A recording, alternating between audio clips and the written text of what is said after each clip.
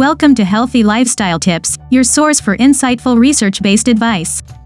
This platform is dedicated to providing you with the most up-to-date, scientifically accurate information to help you lead a healthier, happier life. We explore a wide range of topics all geared towards enriching your understanding of your own health and wellness and that of your loved ones. Today, we're venturing into an intriguing subject, the recklessness of teenagers. This is a topic of concern to many, especially parents and guardians. We all know that teenage years can be tumultuous and challenging, often marked by a propensity for risk-taking and seemingly reckless behavior. But why is this the case? What's happening in the teenage brain that makes this stage of life unique?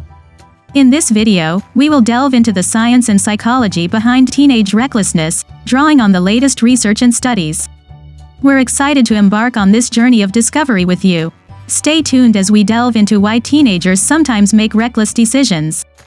So why do teenagers sometimes behave recklessly? It all starts with the brain. You see, the teenage brain is a fascinating entity, a work in progress. One key area of the brain that is still under construction during these years is the prefrontal cortex. Now, this isn't some obscure, unimportant part of our brains.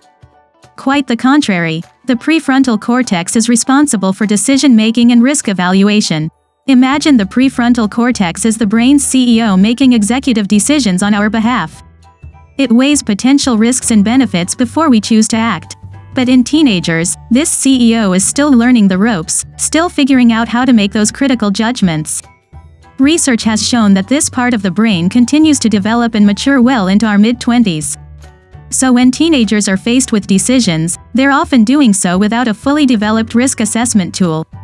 This can lead to choices that seem irrational or even reckless to adults. But let's not be too harsh on teenagers. They're not just being rebellious for the sake of it. It's a part of their brain development, a phase they're going through. They're testing boundaries, exploring their world, and learning from their experiences, all while their prefrontal cortex is still growing and changing. But it's not just biology that plays a role.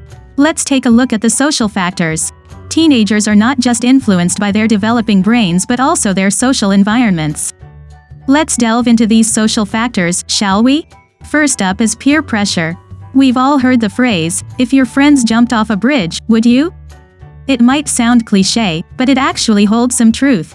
Studies have shown that the desire to fit in can often lead teenagers to make decisions they wouldn't make on their own, especially if those decisions involve risk. Next is the desire for social acceptance. This is a fundamental human need, but it can lead to reckless behavior in teenagers. The teenage years are a time of self-discovery and figuring out where one fits in the social hierarchy. This quest for acceptance can sometimes lead teens to engage in risky behaviors just to feel part of a group. Finally, let's talk about media exposure. In the age of the internet and social media, teenagers are exposed to all sorts of behaviors and lifestyles. Often these platforms glamorize risk-taking, making it seem exciting and appealing. This can lead to an increase in reckless behavior among teenagers as they try to emulate what they see online. Numerous researches and studies support these points, indicating that the social environment plays a significant role in shaping teenage behavior. So it's clear that both biology and social factors contribute to teenage recklessness. But what can we do about it? Understanding why teenagers are reckless is the first step towards mitigating such behavior. It's crucial to maintain open lines of communication with teenagers, encourage them to express their feelings and thoughts, and make sure they know they're being heard. This mutual respect builds trust and helps teenagers feel more comfortable discussing their concerns and fears. Setting clear boundaries is another important step. These guidelines provide a sense of structure and security, helping teenagers navigate their way through this tumultuous period of life. Remember, however, to be reasonable and flexible when setting these boundaries. Providing positive role models is also essential. Teenagers are impressionable, and by showcasing positive behavior, we can influence them to follow suit.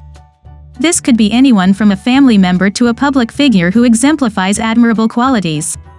By understanding and addressing the causes of teenage recklessness, we can guide our teenagers towards making healthier, safer choices.